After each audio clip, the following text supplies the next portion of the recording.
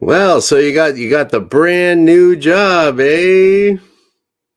Don't worry about it. Welcome to the superpilotish channel. My name is Graham Wilson, and today in my basement, I'll be telling you another famous five superpilotish five tips on for your first job as a flight instructor. My first flight instructor job was, I got to be honest with you, I was super nervous. It was like you do all this training and everything, and then all of a sudden you get this little piece of paper that says, yeah, you can go out there and teach someone how to land. And you're like, I think I can do it. Someone said I could do it. I guess I can do it. And the thing is, you can, but that's why I'll give you a few tips to help you get towards that. And so the funny thing is, like, I did all of my flight training in different airplanes, the different types of airplane than I first started teaching in. So I had, like, I don't know, maybe 30 hours in this type of plane, 150 hours in that type of plane, a few hours in that type of plane. And then they said, okay, you're going to be teaching students in this plane. You've flown one of them before, right? I'm like, well, not that exact model, but okay, well, we'll give you a checkout on it. So get up, try to figure out where things are in the cockpit, and then doing it from the right seat. That's really weird at first, too. When you're a flight instructor, you fly in the right seat. Yeah. And so it's kind of like, how do I land this thing? Oh, well, go teach someone how to fly. So I get my first student in the plane, and I'm like, uh, let's go through the checklist. So luckily, wherever you are flying, and you're teaching people how to fly, there's going to be some sort of a checklist in the airplane. Just give it to the student and then let them figure it out. So they'll take their time. And usually what I do for a student on their first lesson is, well, if they've already done some sort of an introductory flight just for fun kind of thing, but their first real lesson where they're going to be flying is like, okay, you're doing everything. And then they look on the checklist and they're looking all over for where's that gauge? What am I looking for here? And then if you're new to the plane, like I was, like, I'm kind of sitting there, I don't know, where is the fuel gauge? And then the student's like, oh, there it is. It's like, yeah, that's it. So, anyways, yeah, I give them the checklist. They go through it and everything. And within probably about a week of instructing, you're getting the hang of things. And within like about a month of instructing, you'll probably find that your flying skills have never been better because you're going every day. So, what's the first thing? First flight instructor job tips on the whiteboard. There we go. Number one, the checklist. And if you're starting off at a flight school, maybe it's not a brand new student, it's their very first flight. That was the case for me. I was teaching some air cadets here in Canada. I guess in the United States, they're called Civil Air Patrol cadets. I think they're called air cadets over in England and Australia too. But yeah, so just like really keen, smart teenagers, and they're all raring to go, and they're real easy to teach, actually, most of them. But if you're flying out of flight school and they say, here, this guy's halfway through his training, or she's three-quarters of the way through her training, okay, then just stick to it. There's usually some sort of a lesson plan that you're teaching to. Just go by the plan. And by the time that you've got your instructor rating, you have demonstrated to the person that was training you, and to a lesser extent to the person that was administering the flight test for you. You've already done this stuff before, so no problem, right? Well, yeah, you can do it. You have done it before. Just go out and do it again, and you get better and better. And when you're studying to be a instructor, you gotta learn all these things. Like, I don't know, in the United States they might call them different names and stuff, but flight instruction is basically the same anywhere in the world. You have to learn about learning factors. How do people learn? What else can you do? That's a big one there, but everyone forgets about it, like the ways of learning, the way that different people learn different things. And but the most important thing, if you can remember anything else, in Canada, I don't know if we call what they do in the States or anywhere else. Okay, I'm going to do short form here because they're kind of big words. Okay, so demonstration performance. So that's the basic way that everybody should be teaching everybody how to do everything in the world that has to do with hands-on learning. Whether you're a machinist like me, see the toolbox that I used to be. No one ever trained me that way, by the way. It's like it would have been better if they did. But no one knows how to train people how to do stuff. But flight instructors are trained how to do that. And the number one thing, if you can remember anything at all from your training as a flight instructor, remember demonstration performance, which means you do it first, and then the student copies what you do. Simple. And then gradually you get the student to do it more and more. You correct them a little bit along the way. You keep them from breaking the airplane. And yeah, and eventually they get it. So demonstration performance, if you can remember anything at all from your flight instructor rating, remember demonstration performance. You do it first, and then the student copies you. Works for everything. Okay, now this is a thing that I had a bit of trouble with, and uh, I don't know why. I guess it's because, like, as an instructor, like I'm worried about flying the plane too. The student's doing it. I'm trying to instruct the student. I'm trying to make sure the student's doing everything okay. Oh, hey, Rolly, welcome to the show.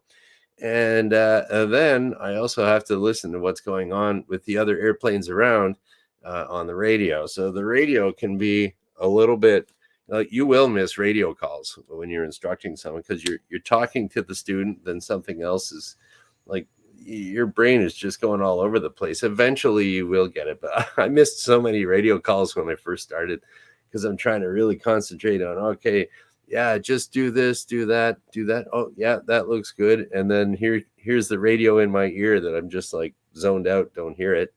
And then they repeat what they're saying. And then, oh, yeah, I tried calling you 3 times. I'm like, oh, Roger, sorry, check remarks. Whatever you got to say on the radio to say oops. I did say oops once on the radio. I forget what it was. It was, I landed. I think I landed and the control tower didn't actually clear me to land or something like that. I think it's happened. So I landed. I thought I heard them clear me to land, but I guess they didn't. And so they said, I didn't clear you to land. And I didn't know what to say. So I said, oops. And then they told me to taxi off. It was no big deal. But yeah. There was I think that was done on purpose just to mess me up, but I'm not too sure. But yeah, the radio can be tricky and you will miss radio calls. Try not to, but don't beat yourself up if you do because you're getting into a whole new world of like teaching, instructing, paying attention to flying the plane. You're managing all this stuff and your brain has to get that together as a new instructor. So the radio, you will miss calls, don't worry about it. Like, I mean, try your best. Don't just say oops on the radio like I did. Okay, another thing there too is to always remember when you are, I guess, the demonstration performance thing. That's like okay, that's when you're teaching them, but don't ever underestimate the power of a really good debriefing because at that point the students kind of decompressed a bit. The students a little bit more relaxed. They're open to suggestion a little bit more. And then I've done videos on this before. And I wonder if I can fit that in. Yep. So that's where you give the old crap sandwich debriefing. So the way that the crap sandwich or, oh, hey, Harold. Yeah, and Wrench too. Hi. The crap sandwich method, that works for anywhere for constructive criticism in any workplace. So if someone made a mistake, they screwed up, you got to teach them something. But what you first do is you give them, say something they did well. Okay, well, I'll redraw the crap sandwich. I've done that before, I guess. And with the olive. Okay, so here we go. What do we got here? All right. And I even made I changed it to on a silver platter, but I forget what the silver platter was. Anyways, the crab sandwich can't go wrong. This is the olive on the top of your sandwich. So that's how do you think that flight went? And then they tell you, okay, so then you got your sandwich on top here. Okay, that's something good that they did. Okay, I thought your takeoff was great. You're right on the center line. You remembered to put in the right rudder. As we were climbing up, the ball was right in the middle. That was like the takeoff was great. And then you get to the crap. So this is all the crap in the crab sandwich. And that's where something, don't beat them up too much, but just make sure they know one, maybe two things that they can improve on. And then so you'd say, okay, our altitude was a little bit off on our steep turn there, and wouldn't quite make the flight test. And then so then the bottom sandwich there. Now that's what you can do to improve on it. Okay, we're going to improve on our steep turns here by looking out the window a little bit more and not looking inside the cockpit so much and worrying about that. If the nose is steady on the horizon, don't worry about too much about your altitude and just look at it periodically. Okay, and there we go. And I forget what you know what? I think my silver platter that I did before was, and I always forget it. There's your silver platter. But overall, good flight. I think that was the silver platter. So there's your crab sandwich on the silver platter. Okay, and then, so there's 4. We're up to the superpilotish 4. Let's go up to number 5. And I will remind instructors of this, but it's kind of like a lot of instructors really want to show off how awesome they are, or they just love flying so much they just want, I can grab control of the plane and fly around. But you have to let the student, here we go, let the student fly. You learn by doing. So there we go. Let the student fly. Yeah, they're paying big bucks to go flying in this airplane, and it's like you better let them fly. I heard a story once of, and I might have said it here before. All your pilot stories usually end up kind of repeating themselves if you talk enough. But I remember there was this one student, and she had the worst instructor ever, and all he would want to do is spins. So how was she saying the instructor would take off, fly out, climb way up, do a spin, climb up again, and then have her do a spin, and then fly back to the airport and land. And she never got to fly the plane at all. So she didn't know what was going on. And I think this instructor was pretty new too. And I don't know if he ended up getting fired, but that's the worst thing you could do. You let your student fly, they'll figure it out. And that's what when I got my instructor rating, the old guy that taught me how to do it, he just said, just let them fly, they'll figure it out. And so that's really good advice, because I like looking out the window and checking out the scenery and like, the construction on the bridge is coming along. Actually, I think I will be checking out the construction on the bridge if I go flying tomorrow. And Gordie Howe International Bridge, it's really coming along here in Windsor, Ontario, across from Detroit, Michigan. So so let the student fly. There we go. Pretty easy peasy. And what I'll do is I'll do the superpilotish 5 review. So if you are a new flight instructor, you got your first job, you're worried, you're like, what do I do? Just grab the checklist. You won't forget anything, because everything you need's on that checklist for the startup, taxi, run up, pre-landing checks, any of that stuff. Especially if you're in an emergency, make sure you hit the emergency checklist. Demonstration performance, that is your go-to for how you're going to be teaching.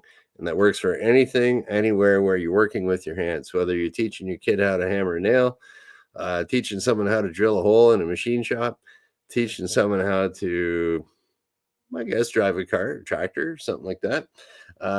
You demonstrate it, and then you have the student perform it, and you guide them through till they get it right. Radio. Do not beat yourself up if you miss a few radio calls here and there. It's absolutely natural. At least that's what I told myself when I missed a bunch of them. And that eventually it just naturally gets better. Okay, when reviewing, you must use the crap sandwich. Okay. How do you think your flight went? That's the olive. And then you say, "Oh, yeah, something good, something crap, how to improve on the crap." And the silver platter is overall great flight. So, there we go. That's your crab sandwich debrief, and your student will always see. If you don't do that, the student walks away thinking they're crap. they're like, "Oh man, I suck. I'll never be a pilot." So you got to give them a little encouragement there, because it's doable, especially if you let the student fly. Let them fly; they'll get used to it. Next thing you know, they'll be thanking you for uh, getting them their license. And I tell you, it is really rewarding when you're an instructor and someone says, "I couldn't have done it without you." Ah, hits you right in the heart. It's very good. So, yeah, that is about it. Just a little one here today. What we got? 16 minutes. All right, we'll go through, see if there's any comments, questions, concerns, requests, you name it. We'll see what we got here. Oh, we got it. There we go. We got part of the usual gangs in here today. That's cool.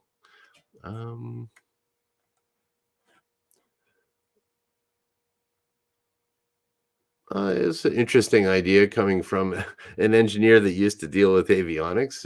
Yeah, I think aviation could be simplified with digital communication added to the talking, since every radio is, "I'm here now and I want to land."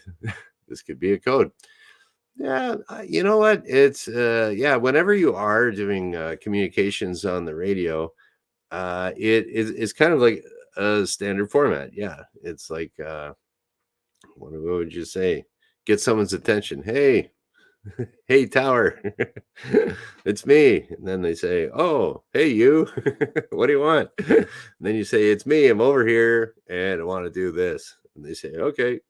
There you go. That's pretty much all the radio stuff, and it's very repetitive. So I could see, I don't know, maybe in really high traffic situations, there could be something done there. It would take an engineer to figure it out, and you never know with the more and more as we get as things go on with unmanned. I don't know, unmanned flying, which is going to be around at some point. Yeah, that might all get integrated into it. So you never know. And yeah, there's that. Mm-mm.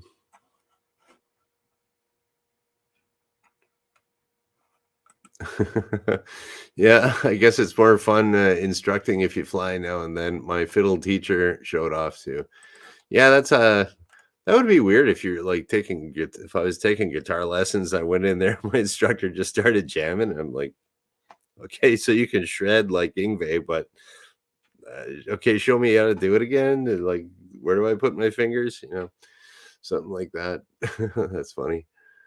Uh, oh, um, there we go. What have we got here? Harold just saw it. Two huge cranes on top of two towers. Number 9 bridge. Yep, that's the yeah. The bridge is really coming along here. Ah, good question. I like questions here because then I get to yak yak yak and just kind of answer them. So, does the instructor ever get scared with students flying? I actually have never really been afraid with a student flying. But the thing is, maybe I'm too lazy to get afraid, or maybe my flying is like, just as bad as the students, so it looks normal to me. I don't know. But I can tell that certain instructors are very afraid flying with their students. They do the best they can to hold it in, and then they hold it in and they try to keep their cool and everything. But some they just like they lose it. Oh my god! And I really hate hearing this when you know the instructors like that will come and they'll say to other instructors in the break room or something, they'll be like, "Oh, that student's trying to kill me." I really hate it when instructors say that because it just I don't know. It's just like, no, they're not, man. And I don't even like the idea of joking about that. Like I love joking around, but I probably like joking around a little too much. But yeah, joking about that, it's just it kind of puts your student down a little, which you really shouldn't. There's really no need to, if you're instructing someone, to use any kind of real, I don't know, what do they call that? I think we are even trained and tested on that, what not to do. And was it sarcasm, ridicule, stuff like that? Sarcasm can really be taken the wrong way. So yeah, but as far as instructors ever getting scared with students, I don't think. I mean, like, there's times where you go, "Oh, that sucks. I better start flying. I have control," and then you do it. But as far as being scared, not really. Starting to get a little concerned. Yes, yes, that's happened there. But where I'm like, freaking out. You can't freak out. Like, it's your job to not freak out, but you can't freak out because you're gonna crash if you freak out. But yeah, I've had students aiming at various things on the ground where I'd have to take control or remind them, "Hey, don't hit that tree," something like that. So that's happened, but it happens less and less as you become a better instructor, and you can kind of head that off at the pass. All right, Harold, you should not change your name to Harold Crapburger. Cheeseburger sounds awesome, dude. Okay. And Rolly agrees with me. That's great. Um, what is that? Shepherd the Lost Sheep. What was that? Hogan's Heroes or something like that? I think so.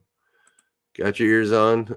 Yeah, actually, the control tower, if you start talking in trucker lingo, because like it sounds kind of funny, they don't like it. I've done some trucker lingo at first with the control tower, and they hate it if you say 10-4. They go, another one of these guys. But yeah. Okay, here we go. Will I gardening question. Cool. Will I be covering the garden plants tonight due to the forecast of wintry freezing? My plants aren't out yet. So that's why if you are plant like I got my little my tomatoes are started, but I start them inside in the window because there's still the chance of frost. There's some things like my garlic out. Garlic is really tough. It can come up in the winter and get covered with snow and stuff, and garlic's really tough, so you don't have to cover that. And some plants this time of year are actually pretty hardy when it comes to freezing. I got tons of onions growing back there. They don't care. They'll grow through anything. Onions, chives. We got some little arugula coming up. That's not too bad. Some those anything that's kind of leafy greeny. They kind of usually they don't mind it. They like the cold. So yeah, Dukes of Hazard. That's right. Got your ears on. Big fat buddy. Cute, cute, cute. Oh, what was it? Roscoe P. Coltrane. Very cool. Love that show when I was a kid. You watch it now and you're older and you're like, okay, the car jumps are cool and that, but it's like, okay, that's kind of a stupid show. But it's got Daisy Duke in it too. So I mean, man, she still looks good. Anyways, okay, so yeah, that's about it. So what do we got here? Today is Wednesday, hump day. All right. So well, one last comment here. Obama likes arugula. I don't know if I ever had it. Yeah, I never really had arugula until a little while ago. All these people are saying, "Oh, arugula is good." Yeah, it's kind of like a lettuce. I would say it's not too dangerous. The if you got arugula, it's like kind of like a romaine lettuce, and it's got just a little bit of a almost like a pepper flavor to it. But it's not like eating a dandelion leaf or something where it's like that's gross. But yeah, arugula, I say go for arugula, even though I'm not sure that you're the biggest fan of Obama there, Wrench. But but it's yeah, give it a shot. And your arugula will always taste better out of the garden than from the store, just like anything. So okay, there we go. We got that last question in there. Cool. Today's Wednesday, so it means I'll be back on Friday because I do this Monday, Wednesday, Friday at noon Eastern, and we'll just kind of shut her down. So thank you for watching. Bye.